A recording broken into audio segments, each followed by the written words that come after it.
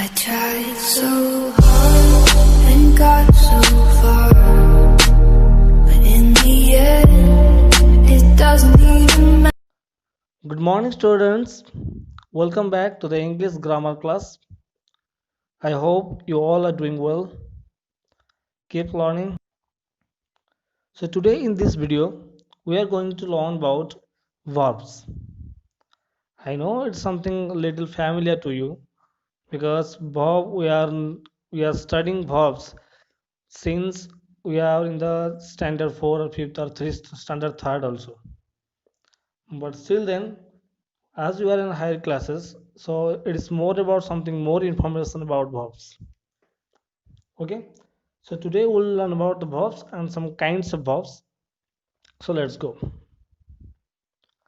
So let's just recall what is verb. So verb is a word that denotes an action, state of being, or we can call it as a doing words in a sentence. What is a noun is doing, that words, that action is called a verb. Just like they are playing cricket, he wrote a poem, he sing a beautiful song. So all the highlighted words like are playing, wrote, sing, these are called verbs. So here is the kinds of verbs. So there are different kinds of verbs and there are different kinds of ways of verbs to use in a sentence.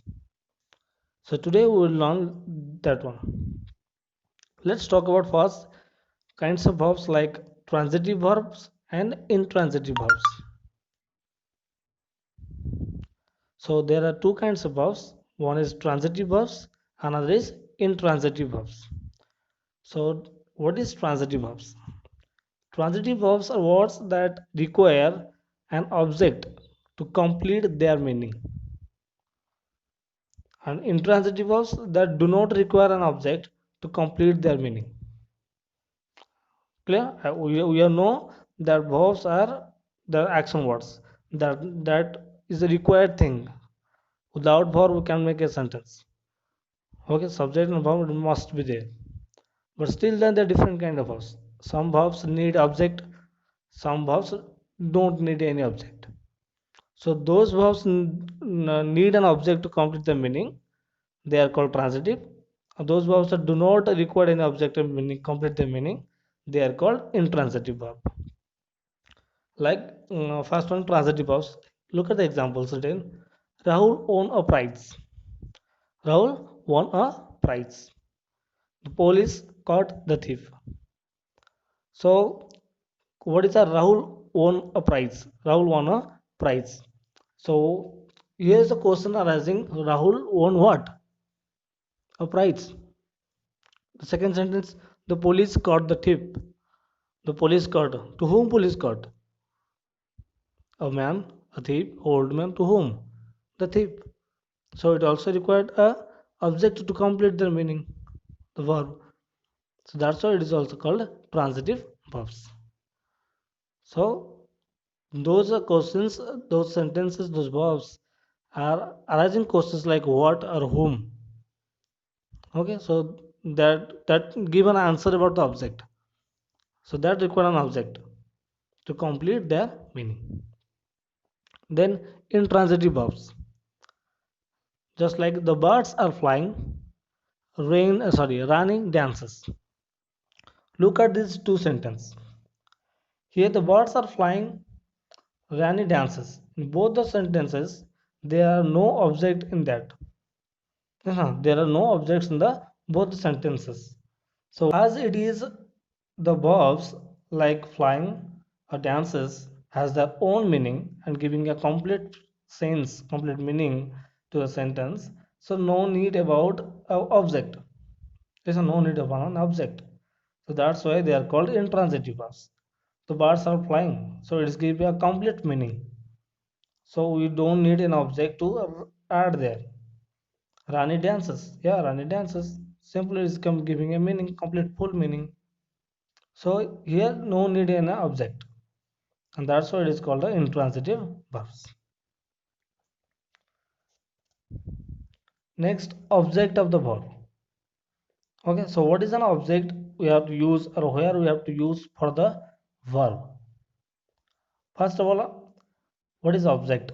So object of the verb is the person or thing to or for whom something is done.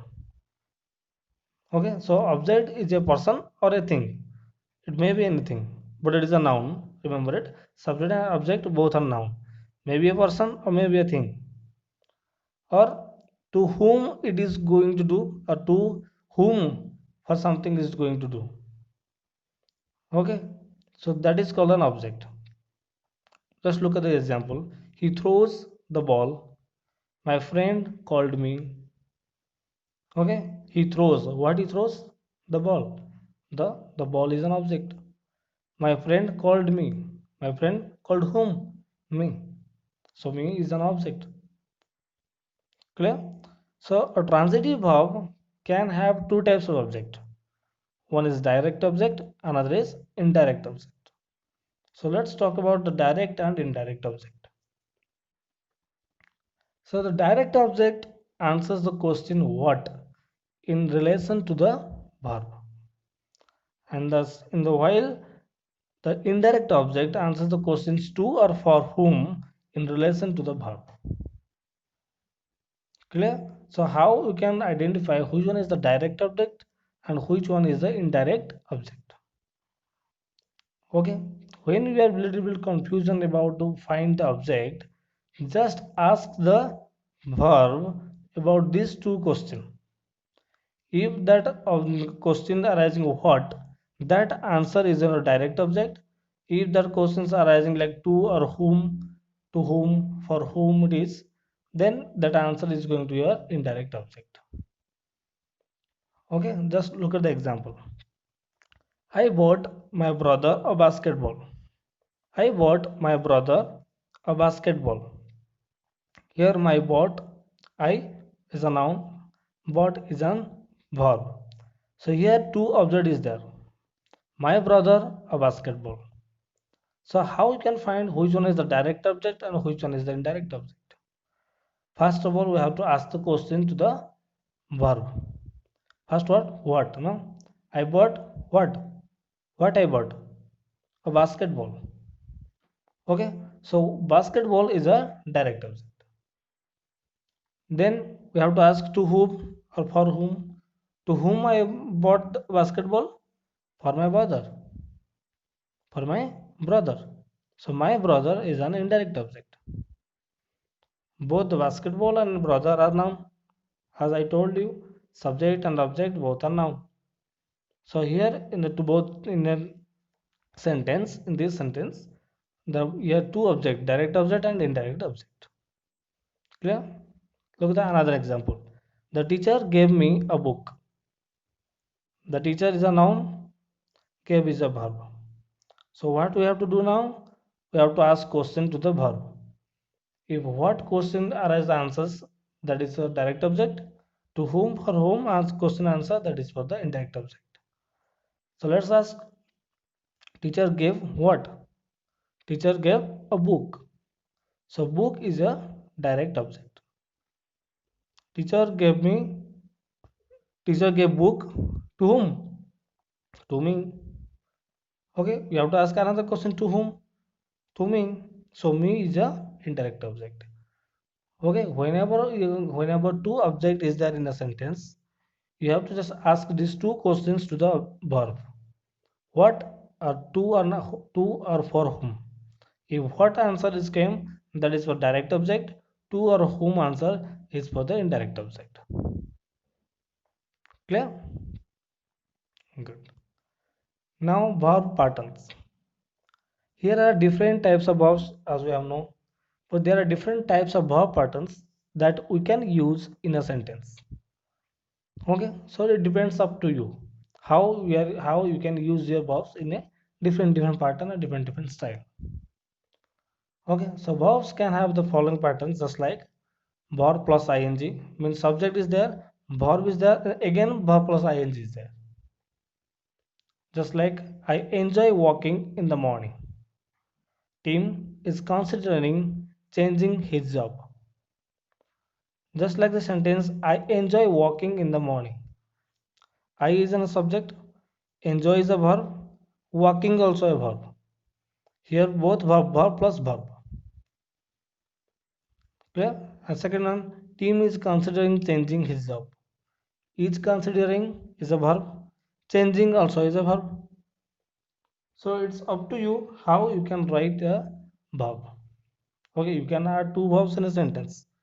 Okay, there is no bound or no limitation. You can use two object, you can add two verbs, but that should be a meaningful, okay, complete meaning.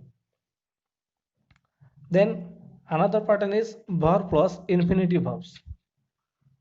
Okay, which are without two, you can use the infinitive verbs. Verb is there, but another infinitive verb is there. Like I want to work with him. I is an subject, want is an verb, and again infinitive verb is there. To plus verb, to work. I want to work with him. Okay. Another one is there.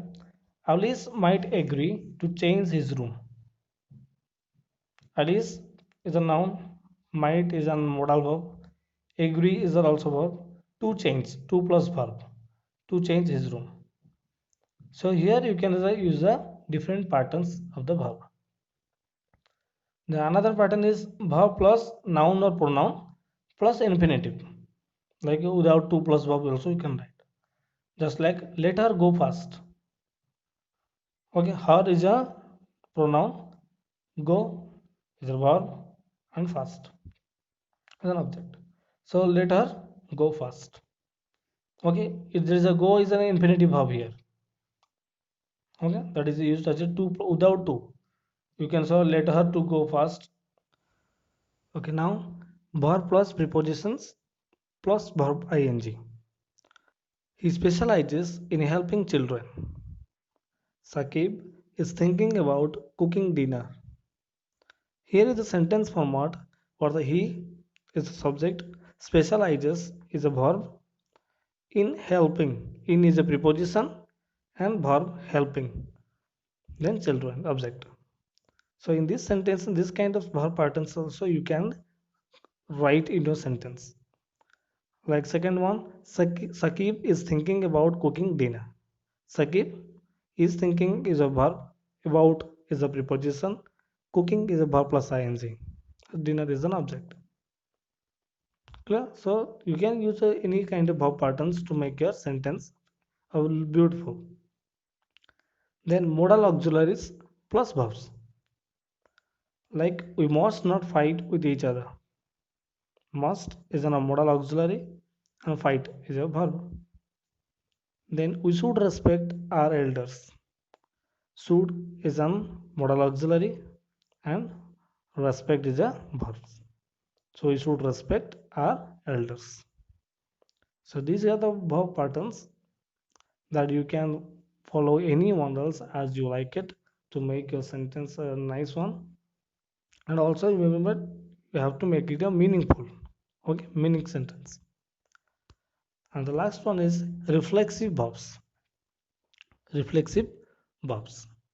As we have already know about reflexive pronoun, is you know, so just like it's the same. Okay, reflexive pronoun is reflected the noun or pronoun. A reflexive verb is also same, but it reflects the verb. Okay, but we have to keep in mind just like a reflexive pronouns. So here when the direct object of transitive verb is the same as the subject of the verb is called a reflexive verb.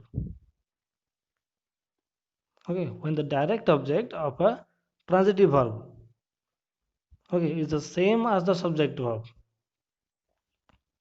Okay, just remember direct object is the verb is the same as the subject of the verb. Object is same as the subject, then the verb is called as a reflexive verb. Just like the pronoun, object is object is same as the subject, so it's called reflexive pronoun. As the same object is same as the subject, that transitive verb is called the reflexive verb. Okay, just like it's given, a reflexive verb is always followed by the reflexive pronoun. Just like I am introducing myself to the class. Sam cut himself on a piece of paper. He dries himself after a bath. Look at the three sentences: I myself, Sam himself, he himself. So all this subject I and object myself, both are at the same to a belongs to one person, refer to a one person. I myself, I myself. So my is a reflexive pronoun that reflects the subject. Sam himself. So himself is referred to a Sam. Like he himself. Himself is referred to the he. So in between the verbs, transitive verbs are called the reflexive verbs. Those reflexive pronouns are the same as the object, or subject is the same. So they are the verbs are called reflexive verbs. Okay. So this is all about your verbs. So thank you students for watching the video. I hope it will help you a lot. So just look at the book. If there is any new rules are there, look at some examples and try to do the exercise. If you have any doubt, you can text me. Okay, so see you. I will meet you again with a new video. So till then, see you. Take care. Bye bye.